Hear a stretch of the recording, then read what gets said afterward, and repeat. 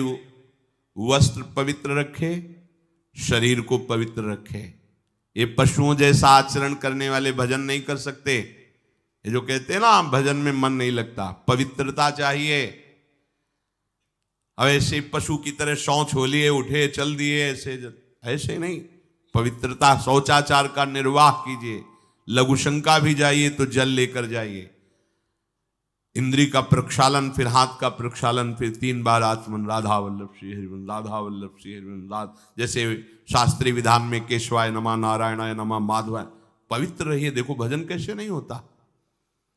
मिट्टी जल आदि से बाह्य शरीर की पवित्रता और छल कपट के त्याग से भीतर की पवित्रता बढ़ती है। गुरु से कपट, यह सर्वनाश का लक्षण है। अगर तुम में कोई दोष है, गुरुदेव पूछ रहे हैं, तुमने ऐसा अक्षरशः जैसा हृदय में वैसा बोल दे जी, अब चाहे दंड दो चाहे क्षमा करो, ये आपका विषय। पर सत्य बात यह कि मेरे हृदय में ऐसी पाप वृत्ति थी, मैंने ऐसा किया या ऐसा करने का हमारे संकल्प बन रहा है। गुरु से कपट नहीं। अंदर कपट रखोगे, मन मलिन हो जाएगा, भाग जाओगे, माया घसीट ले जाएगी। जो गुरुदेव ने उपासना दी है उसी का केवल अनुष्ठान। समय कहां आपके पास और के लिए? कहां समय है? प्रियाजू के सिवा हमारे पास समय कहां है?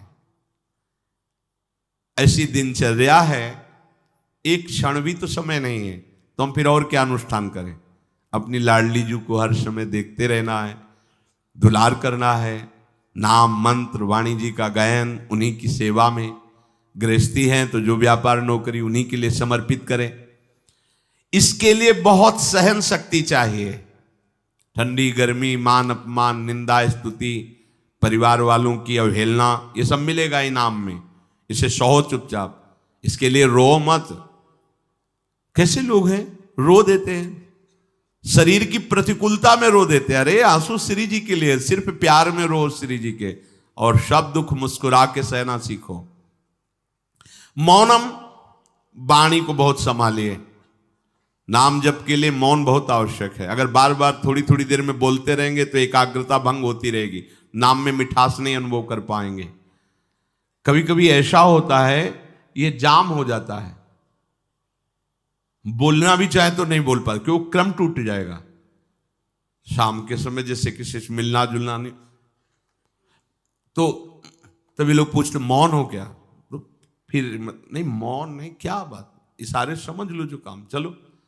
क्योंकि अगर निरंतर मंत्राकार वृत्ति तो बोलने की भी हिम्मत नहीं रह जाती। पर वहां तक पहुंचने के लिए वाणी का मौन आवश्यक है। मौन का मतलब ऊ करना नहीं है, आवश्यक हो तो शब्द बोल दो, नहीं अधिकतर मौन रहने की चेष्टा करो। जो आपको मार्ग मिला है, कई बार वर्णन किया है कि सत्संग में जो शब्द आपको लगते हैं तो डायरी में लिखना चाहिए, या याद कर लो, बाद में लिख लेना जाके। और अपने लिखे हुए सत्संग के वचनों को रोज स्वाध्याय करना चाहिए। अमुक तारीख के सत्संग में ये पॉइंट, और उनको बार बार, ऐसा नहीं कि आपको ही कह रहे हैं, जहां जहां संत मिले जो जो बोले उनके सामने तो लिखा पड़ी नहीं, पीछे हट के लिखना। 2 डायरी हैं, एक सन्यास की है, एक वैष्णव मार्ग। दोनों को, गुरुजनों की, महापुरुषों की वाणी को एकदम एकाग्रता से सुनाओ। जब अलग हटे तो सबसे पहला काम, इस तारीख को इस महापुरुष ने ये शब्द बोला, और उन्हीं का बार बार स्वाध्याय करना। क्योंकि सब शास्त्रों में कहां हम दौड़े घूमेंगे, महापुरुष जन सब शास्त्रों का सार बोलते, उसे लिख लिया। सरलता, आपका जीवन सरल होना चाहिए। छल कपट द्वंद्व, मुख में कुछ और, हृदय में कुछ और, आचरण में कुछ और, यह दुष्ट पुरुष का लक्षण है। उपासक का, शिष्य का लक्षण नहीं है। दुष्टता का त्याग करो।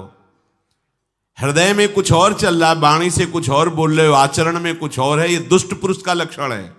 साधु पुरुष का जो वाणी में वही, हृदय में वही, आचरण में है, तीनों की मिलान है, वही साधु है, वही उपासक है, वही भक्त है, जिसकी तीनों एक हो।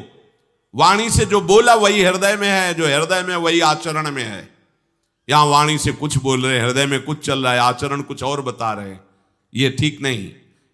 सरलता का तात्पर्य है मन, वचन और कर्म, ये तीनों एक होने चाहिए। अहिंसा, वाणी से शरीर से किसी को भी कष्ट ना पहुंचे, ऐसी अंदर धारणा रखो। वो अपने संकल्प विकल्प करके कष्ट भोगे, उसकी बात, हमारे द्वारा किसी को कष्ट ना पहुंचे, ये हमारी धारणा हो। सर्दी गर्मी सुख दुख आदि द्वंद्व हर्ष विषाद आदि जो है, इनको सहना सीखो। भगवान भी आदेश करते हैं, मात्रा स्पर्शास्तु कौन्ते शीतोष्ण सुख दुखदा आगमा पायनो अनित्यास्तास्तितिक्षस्व भारत। जो इनको सह जाता है वही परम पदवी को प्राप्त होता है। थोड़ी सी गर्मी आहा, थोड़ी सी सर्दी आहा, पूरे जीवन गर्मी। पैर की त्वचा ऐसी हो गई थी कि बंबूल का कांटा टूट जाता था, घुसता नहीं था। जीवन में कभी पादुका ही नहीं, तो चमड़ी इतनी मोटी हो गई थी पैरों की। सर्दी गर्मी जैसा आप इसको, आप देखो यहां आप कौन सा स्वेटर पहनते हैं, जीवन में कभी नहीं। सर्दी में क्या होता है, यहां ये त्वचा नहीं क्या, हमें तो लगता है काफी सुकोमल अन्य अंगों से यहां की त्वचा है, कपोल नासिका नेत्र आदि।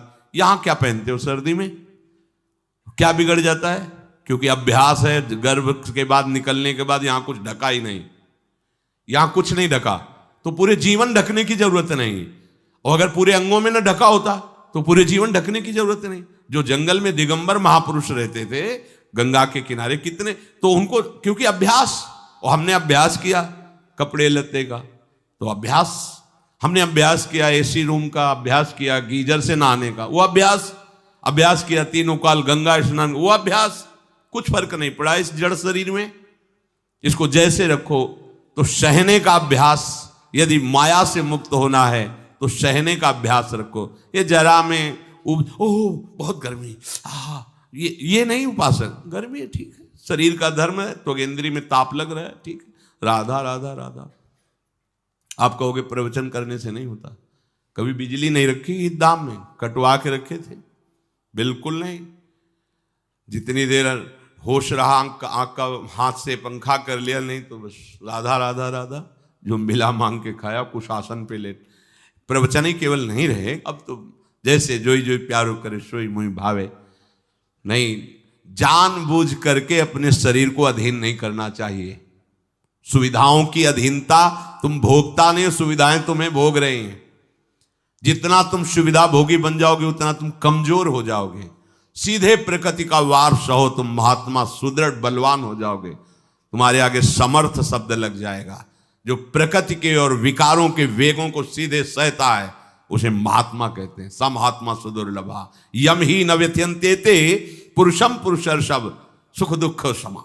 जिसका सुख दुख समान भाव, किसी भी वेग की व्यथा से हृदय व्याकुल नहीं होता, वो भगवान को प्राप्त करने का अधिकार प्राप्त कर लेता है। इसलिए सहनशीलता। सर्वत्रात्मनेश्वरान वीक्षाम कैवल्य मनिकेतताम विवक्त चीर वसनम संतोषम एन केनचित। ये ध्यान रखो कि तुम कभी प्रभु से अलग नहीं हो। सर्वत्र भगवान है तो यहां भी है, सब समय में है तो इस समय में भी है, सब में है तो हम में भी है, सबके हैं तो हमारे भी हैं। हम कभी भी प्रभु से बिलग नहीं हूं। एकांत सेवन तुम्हारा स्वभाव बन जाना चाहिए। चाहे जो हो, थोड़े समय के लिए तो एकांत बैठो। एकांत मिला तो मोबाइल का संग कर लिया, एकांत मिला तो मित्र बना लिए, बैठ के प्रपंच वार्ता कर रहे हो। नहीं, अगर भगवत प्राप्ति करनी, माया मुक्त होना है तो एकांत एकांत ही होना चाहिए। भले 100 लोग हैं, हमारा किसी से कोई संबंध नहीं, और हम बैठे हैं अपने आराध्य देव के चिंतन में, हम एकांत हैं। और गुफा में बैठे हैं, शरीर एकांत है, मन से चिंतन संसार का हो रहा है, प्रपंच में है, एकांत में नहीं है। एकांत शब्द का अर्थ समझना चाहिए। हम एकांत को सीधे गुफा या कहीं एकांत, ऐसे एकांत का अर्थ है एक के सिवा दूसरा कोई नहीं, अर्थात एकमात्र भगवत चिंतन में डूबा हुआ उपासक। बाजार में बैठा हुआ भी एकांत है, सभा में बैठा हुआ एकांत है, और प्रपंच का चिंतन करने वाला बंद कमरे में भी प्रपंची है, गुफा में भी प्रपंची है। जहां आप रह रहे हो उसे ये मेरा घर है ऐसी भावना का त्याग कर दे।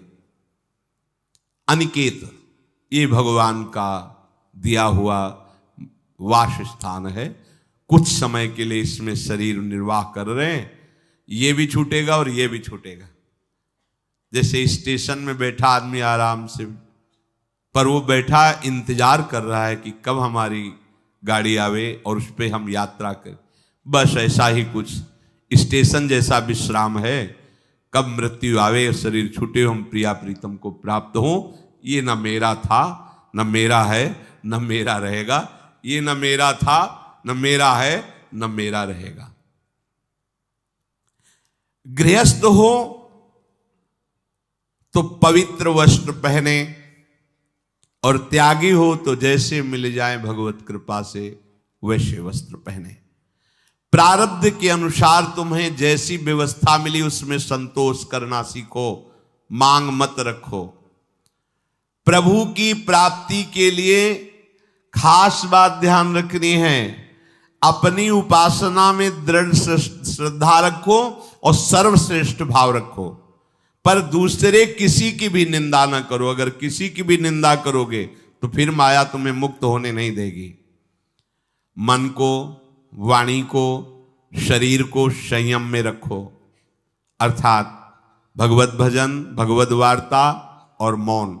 मन का संकल्प विकल्प रहित होना, विषयों का चिंतन न करना, प्रभु के रूप का, नाम का, धाम का, लीलाओं का चिंतन करना। शरीर का शास्त्र संयम से वर्ताव करना। अब माया मुक्त होते चले जाओगे। इनमें किसी में भी त्रुटि ना हो, सावधानी रखो। अपनी इंद्रियों को सावधान रखो, किसी के दोष न देखने पावे। कोई गलत चेष्टा देखेंगे तो ये भी गलत करने के लिए तैयार हो जाएंगी। हे राजन, श्रवणम कीर्तनम ध्यानम हरेरद्भुत कर्मणः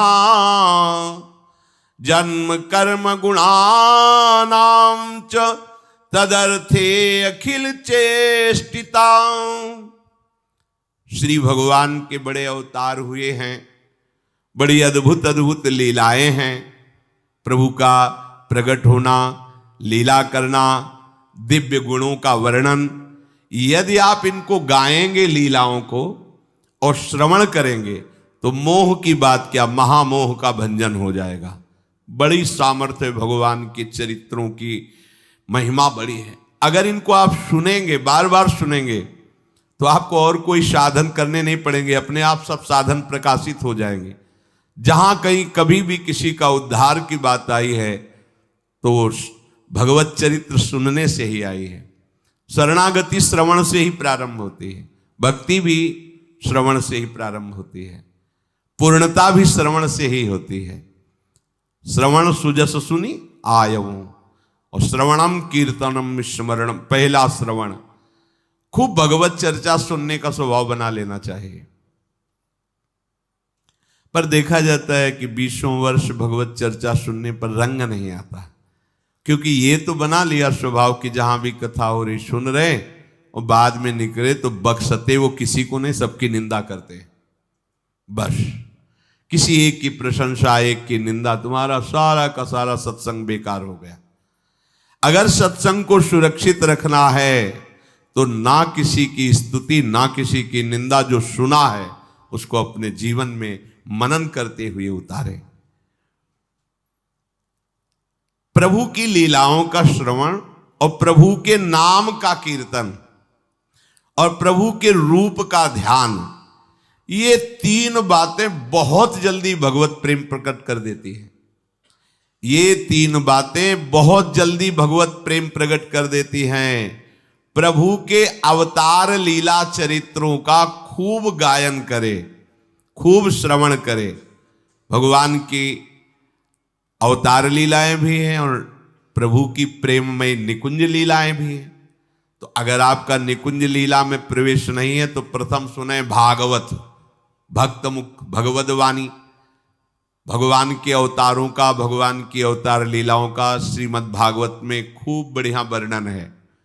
पढ़ो, सुनो, क्या होगा इससे? मोह का नाश हो जाएगा।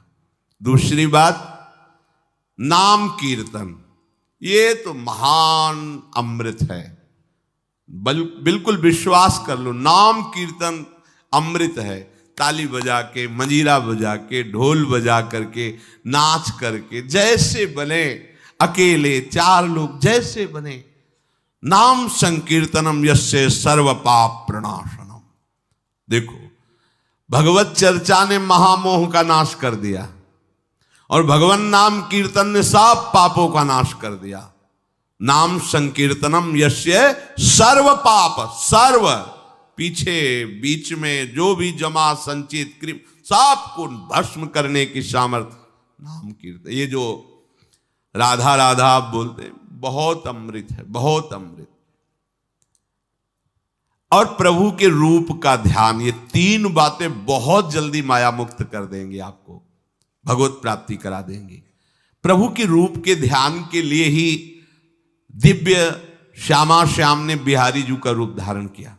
ये किसी मूर्तिकार की रचना नहीं है। श्री राधा रमण जी सरकार, राधा वल्लभ लाल जी महाराज, श्री बांके बिहारी लाल जी महाराज, ये साक्षात प्रगट ठाकुर हैं। प्रिया प्रीतम हमारी दृष्टि में सामर्थ्य नहीं कि देख सके, वो तो हरिवंश नेत्रों से देखे जाते हैं। निकष कुंज ठाड़े भये भुजा परस्पर अंश, श्री राधा वल्लभ मुख कमल निरख नयन हरिवंश। हरिवंश नेत्र प्रकट हो जाएंगे, आश्रित जन हो, चिंता की बात नहीं। पर ये जो रूप प्रकट है, इसके ध्यान में तो तुम्हें कोई श्रम नहीं करना। बिहारी जी महाराज, राधा वल्लभ जी महाराज, राधा रमण जी महाराज, भर नेत्र देखो और अपने नेत्र के कैमरा से खींच लो फोटो। अब आप फिर जिधर देखो उधर वैसे ही खड़े नजर आ रहे, वैसे मुस्कुराते हुए दिखाई दे हर समय। और ये आदेश कर रहे हैं हरिवंश महाप्रभु, सब सोहित निष्काम मति, श्री वृंदावन विश्राम, श्री राधा वल्लभ लाल को हृदय ध्यान मुख नाम। राधा वल्लभ लाल का ध्यान करो और राधा वल्लभ श्री हरिवंश बोलो तो तुम्हारी मति निष्काम हो जाएगी, तुम्हें अखंड वृंदावन वास मिल जाएगा। प्यारे जी तुम्हें प्यारे लगने लगेंगे। ये तीन बातें आपको निश्चित भगवत प्राप्ति करा देंगे।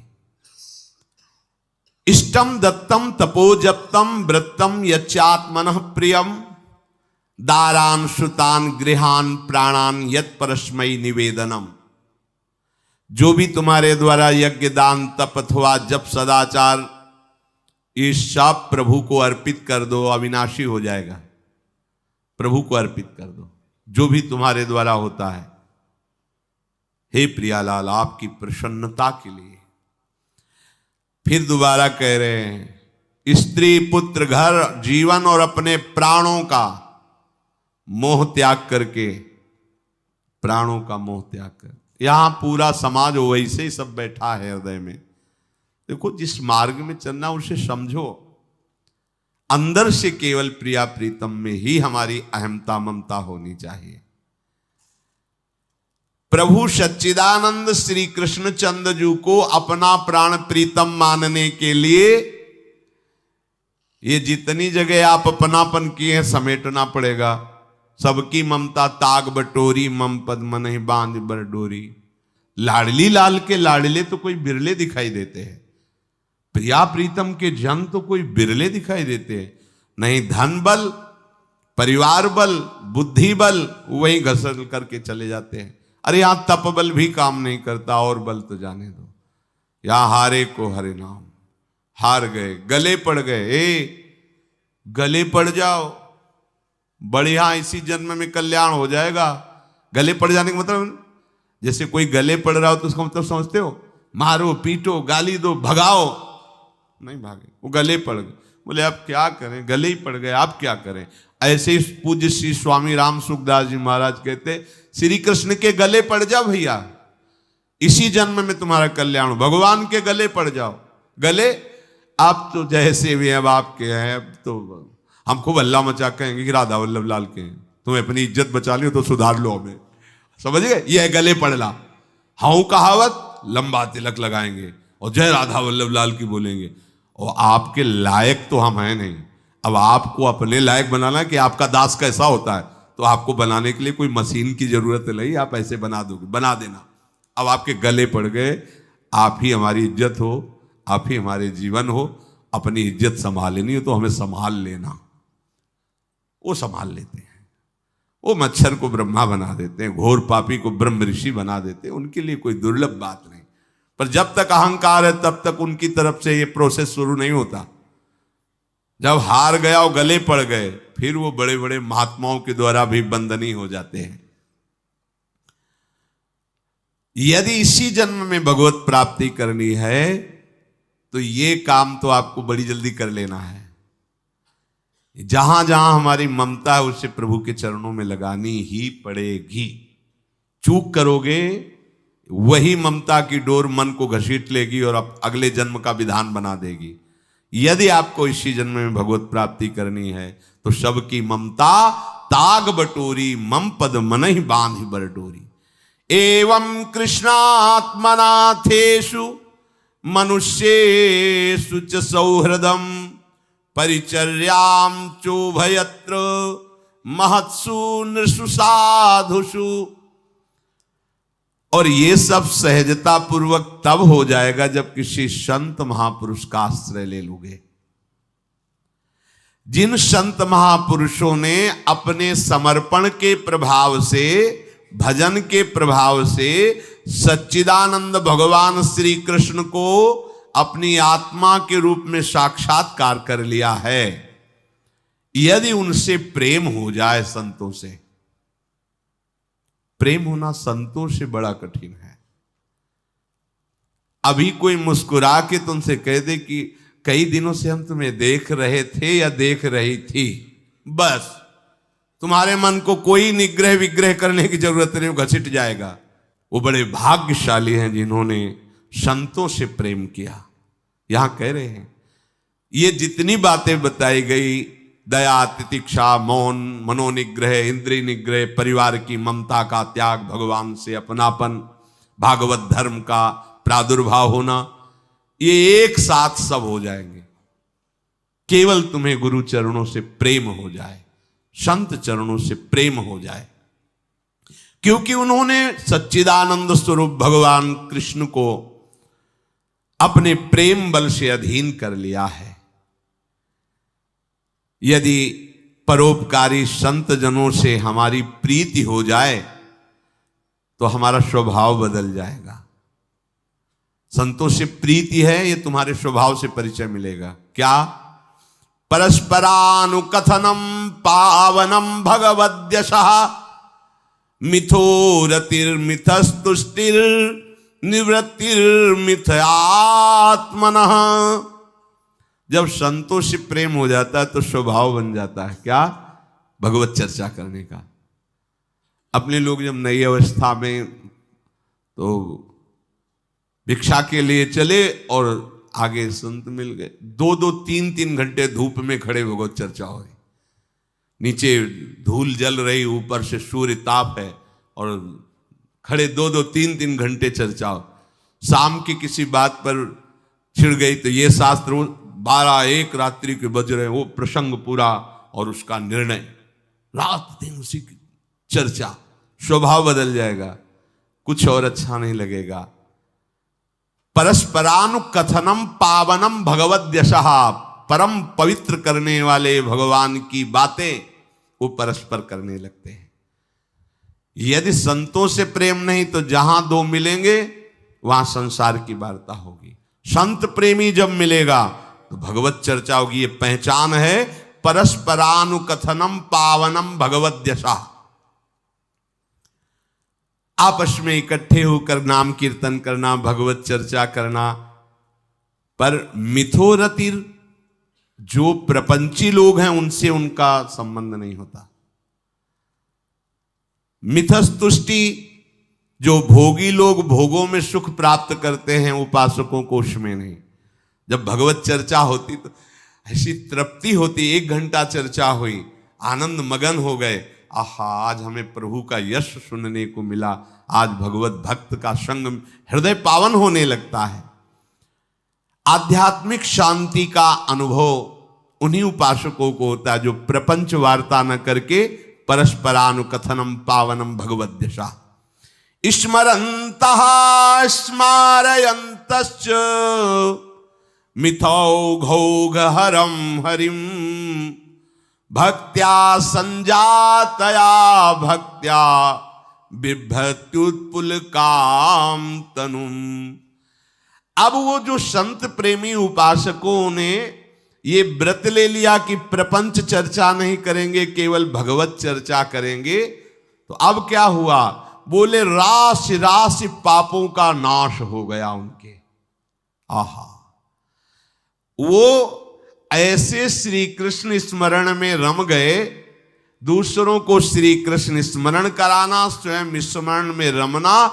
अब उनके हृदय में प्रभु से प्रेम का उदय हो गया। अब उनके हृदय में जब प्रेम उदय हुआ तो क्वचिद रुदन्त्यच्युत चिंतया क्वचित दशन्ति नंदन्ति वदन्त्यलौकिकाः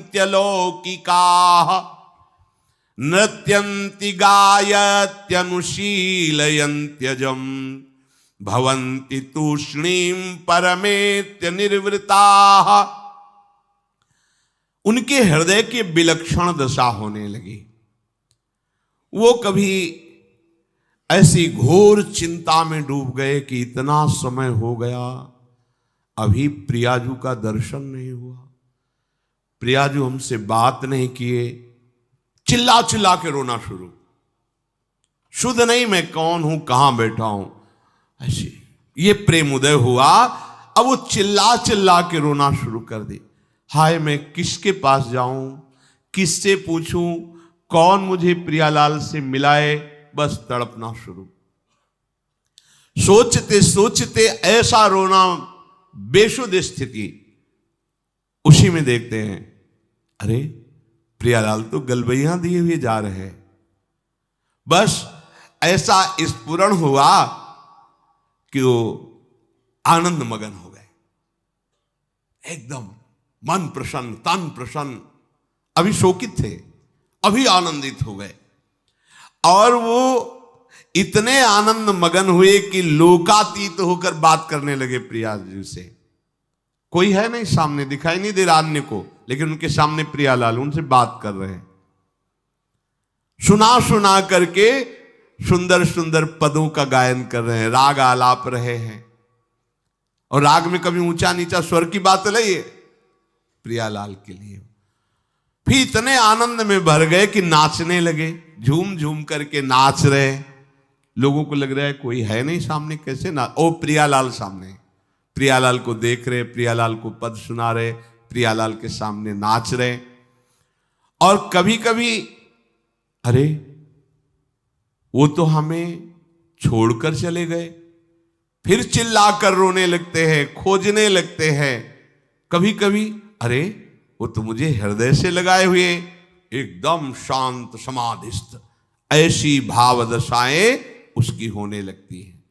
तो जो इस प्रकार गुरु की शरण होकर उनकी आज्ञा पालन करते हुए, संत जनों से प्रीति रखते हुए, परस्पर भगवत चर्चा करते हुए, नाम कीर्तन करते हुए, भगवत रूप का ध्यान करते हुए, प्रतिपल प्रभु का चिंतन करते हैं, उनको इस दुरंत माया से पार होने के लिए कोई कठिनता नहीं, वो सहज में पार हो जाते हैं। और पार ही होना है, दूसरा कोई सूत्र नहीं है हमारे पास।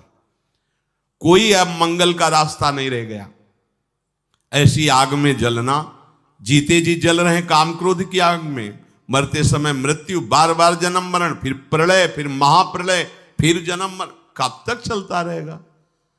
अब तो मनुष्य जन्म मिला है, वृंदावन मिल गया है, रसिकों का संग मिल गया, अब तो जीत जाओ बाजी।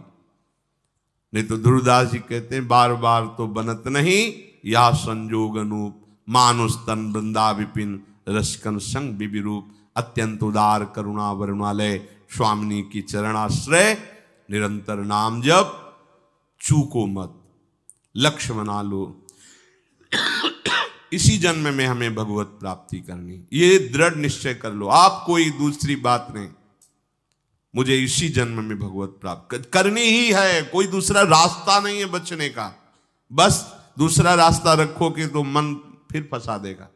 बस भगवत प्राप्ति करनी, फिर चाहे जैसे बर्ताव करवाओ, प्रभु आप जानो, एक बार हमसे मिलो, एक बार हमें इन द्वंद्वों से मुक्त करो, एक बार इन विकारों की जलन से मुझे ऊपर उठाओ, ये जन्म मरण का चक्र एक बार मिटाओ नाथ, फिर जैसा चाहो वैसा खेलो, ऐसा निश्चय करो।